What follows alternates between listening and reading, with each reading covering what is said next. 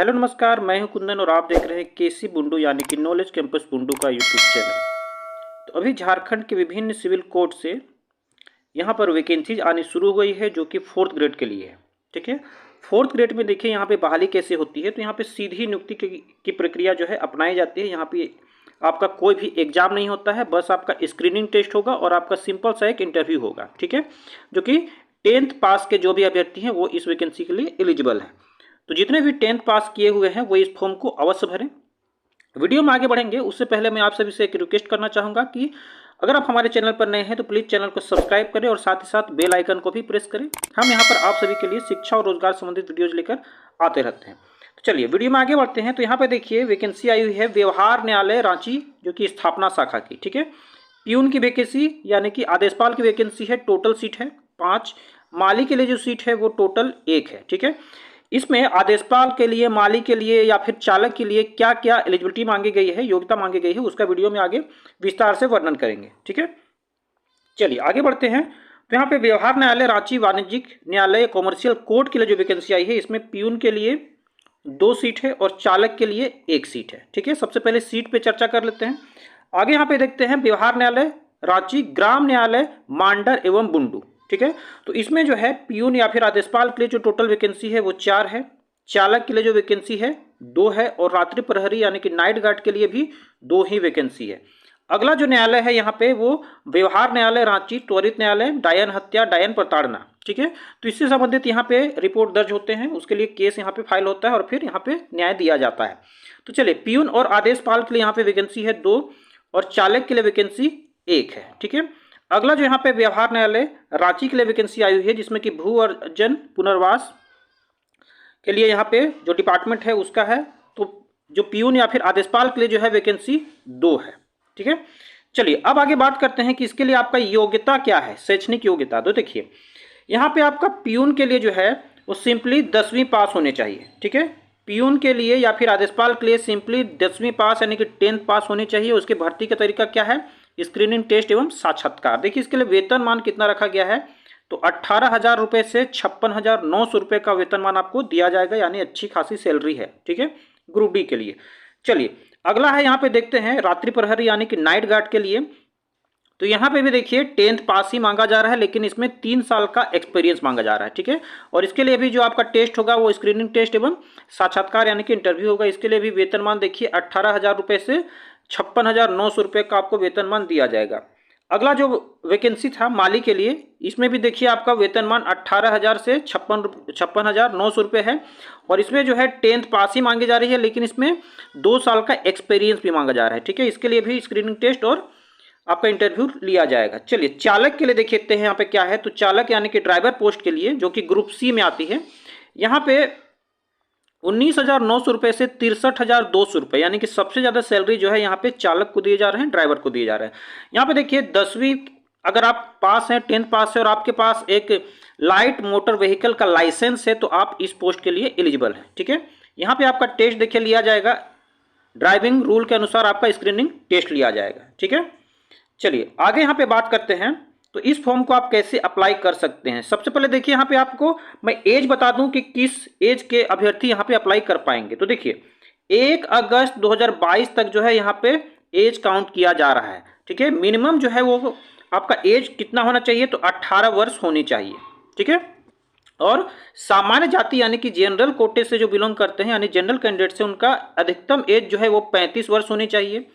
OBC का जो है वहाँ पर अधिकतम एज देखिए 37 वर्ष होनी चाहिए। अगर आप महिला से बिलोंग करते हैं, महिला हैं, तो 38 वर्ष। ठीक है, और अगर आप एसटी एससी से बिलोंग करते हैं तो आपका मैक्सिमम एज जो है वो 40 वर्ष होनी चाहिए। ठीक है, मिनिमम एज यहाँ पे रखी गई है 18 वर्ष और मैक्सिमम एज जो है वो जनरल कोटे के लिए 35 वर्ष, ओबीसी के लिए 37 वर्ष और अगर आप महिला हैं ओबीसी से बिलोंग करते हैं तो 38 वर्ष और अगर आप एसटी एससी से बिलोंग करते हैं तो 40 वर्ष। ठीक है, चलिए आगे यहाँ पे देखते हैं कि इस फॉर्म को आपको कैसे अप्लाई करनी है। तो देखिए यहाँ पे कहा जा रहा है कि अपनी उम्र के यानी कि आपका जो भी एज यहाँ पे है, जो भी आपका 18 साल 20 साल जितना भी आप एज आ रहे हैं, ठीक है, तो अपनी उम्र, शैक्षणिक तथा वांछित योग्यता, कहने का मतलब कि आपका मैट्रिक, ठीक है, मैट्रिक का एडमिट कार्ड, मैट्रिक का मार्कशीट और मैट्रिक का पासिंग सर्टिफिकेट, ठीक है, वो तो देना यहाँ पे जरूरी है, उसका जेरोक्स कॉपी देना है, ठीक है। साथ ही साथ यहाँ पे आपको अपना जाति प्रमाण पत्र यानी कास्ट सर्टिफिकेट और रेसिडेंशियल सर्टिफिकेट भी देना है।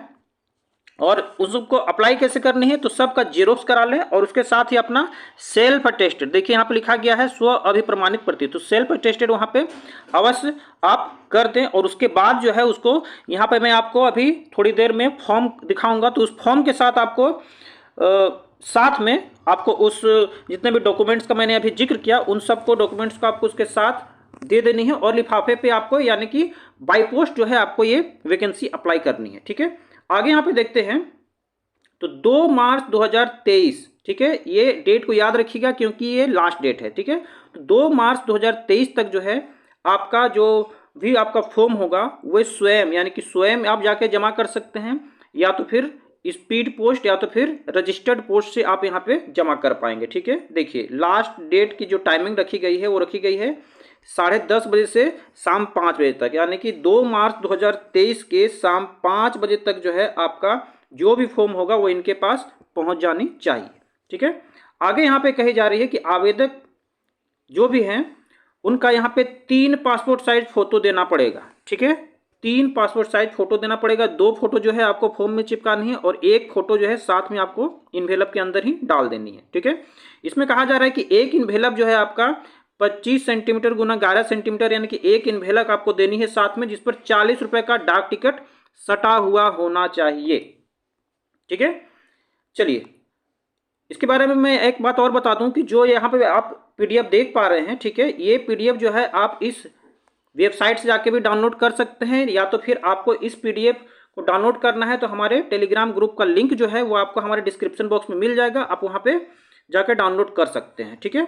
चलिए आगे यहाँ पे कही जा रही है कि उम्मीदवार एक आवेदन पत्र पर केवल एक ही पद आवेदन कर सकता है, यानी कि अगर आपको एक से ज़्यादा आवेदन करने हैं तो एक से ज़्यादा आवेदन यानी कि एप्लीकेशन फॉर्म जो है आपको यहाँ पे देनी पड़ेगी, ठीक है।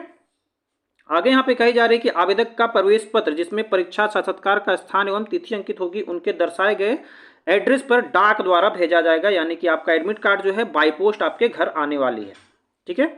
आगे यहाँ पे और एक इंपॉर्टेंट इंस्ट्रक्शन दी गई है कि लिफाफे के ऊपर विज्ञापन संख्या का जिक्र अवश्य करें, ठीक है। आवेदित पोस्ट एवं नाम एवं श्रेणी बड़े बड़े साफ अक्षरों में लिखा जाना आवश्यक होगा। चलिए अब देखिए आगे यहाँ पे देखते हैं, तो अगर आप इसको स्पीड पोस्ट या तो फिर रजिस्टर्ड पोस्ट से भेजना चाह रहे हैं तो उसके लिए एड्रेस क्या है, तो देखिए ये एड्रेस है सेवा में प्रभारी न्यायाधीश व्यवहार न्यायालय रांची और न्यायुक्त व्यवहार न्यायालय रांची, तो इस एड्रेस पे जो है आपको भेजनी है अपना फॉर्म, ठीक है। अब आगे देखते हैं कि फॉर्म किस प्रकार से, तो देखिए ये है आपका फॉर्म, ठीक है। इसको आवेदन कैसे करनी है, तो यहाँ पे देखिए विज्ञापन संख्या का यहाँ पे जिक्र करना है आपको, ठीक है। यहाँ पे आपको एक फोटो चिपकानी है, ठीक है, और उस फोटो पर जो है आपको अटेस्टेड करवाना है किसी गैजेटेड ऑफिसर से, ठीक है। चलिए आगे यहाँ पे देखते हैं, पहले नंबर में आवेदक का नाम, तो यहाँ पे अपना नाम लिख दीजिए हिंदी में। उसके बाद सेकंड नंबर ख में देखिए यहाँ पे अपना अंग्रेजी में नाम लिखना है, ठीक है। दूसरा नंबर में आपको फादर या तो फिर आपका हस्बैंड का नाम लिखना है। थर्ड नंबर में है जो यहाँ पे आपको अपना डेट ऑफ बर्थ लिखनी है, ठीक है। और साथ ही साथ अपना देखिए यहाँ पे कहा जा रहा है कि प्रमाण पत्र की स्व अभिप्रमाणित प्रति यानी कि आपका मैट्रिक का मार्कशीट आपको यहाँ पे देना जरूरी है, क्योंकि उसी में आपका डेट जो है मेंशन किया हो रहता है, ठीक है, जो भी आपका डेट ऑफ बर्थ है। चलिए आगे यहाँ पे कही जा रही है कि चौथे नंबर में अपना डेट कैलकुलेट कर लीजिए कि 1 अगस्त 2022 को आपका कितना वर्ष कितना महीना और कितना दिन हो गया, ठीक है। तो अगर आपको कैलकुलेट करने आता है तो अच्छी बात है, और अगर नहीं आता है तो आप हमारे कमेंट बॉक्स में अपना डेट ऑफ बर्थ सेंड कर दे, हम आपको कैलकुलेट करके बता देंगे। चलिए आगे यहाँ पे देखते हैं अस्थाई पता, यानी कि अपना जो भी आपका अस्थाई पता है जहाँ पे आप रहते हैं अस्थाई तौर पे, उसका जिक्र यहाँ पे करना है पिन कोड के साथ। यहाँ पर आपको अपना पत्राचार का पता देना है, यानी कि जिस एड्रेस पर आपको एडमिट कार्ड भेजी जा सके, यानी कि जो भी चिट्ठी पत्री वाला आपके यहाँ आता होगा जिस एड्रेस पर, उसका यहाँ पे जिक्र करना है। हो सकता है कि आपका स्थायी पता और आपका कोरेस्पोंडेंस एड्रेस यानी कि पत्राचार का पता सेम हो, ठीक है। चलिए मोबाइल नंबर का जिक्र करना है आपको 7वें नंबर में। 8वें नंबर में आपको अपनी ईमेल आईडी देनी है। 9वें नंबर में राष्ट्रीयता यानी कि भारतीय आपको दर्शानी है। चलिए 10वें नंबर में आपको अपना एजुकेशनल क्वालिफिकेशन का जिक्र देना है, ठीक है। देखिए सबसे पहले यहाँ पे देखिए बोर्ड का नाम कहा जा रहा है, तो यहाँ पे लिख दें, अगर आप झारखंड से मैट्रिक पास किए हैं तो यहाँ पे लिख दें जैक, ठीक है, जैक रांची, यहाँ पे उत्तीर्ण होने का वर्ष लिख दें, यहाँ पे अंक प्रतिशत कितना आपने मार्क्स लाया है, ठीक है, उसका प्रतिशत में अंक यहाँ पे दर्शानी है। और यहाँ पे आपको श्रेणी दर्शानी है, फर्स्ट डिवीजन, सेकंड डिवीजन, जो भी है। यहाँ पे भी सेम उसी प्रकार से करनी है। स्नातक अगर है आपका तो सेम इसी प्रकार से आपको फिलअप करनी है। अन्य कोई योग्यता है यानी कि बीएड है या फिर एमए है तो उसका जिक्र आप यहाँ पे कर सकते हैं, ठीक है। चलिए, विशेष योग्यता यदि कोई हो तो प्रमाण पत्र संलग्न करें, यानी कि विशेष योग्यता अगर आपने कोई ली है, यानी कि अगर आपका कंप्यूटर वाला सर्टिफिकेट हो या तो फिर कोई अनदर आपने विशेष योग्यता ली है तो उसका यहाँ पे जिक्र करना आवश्यक होगा।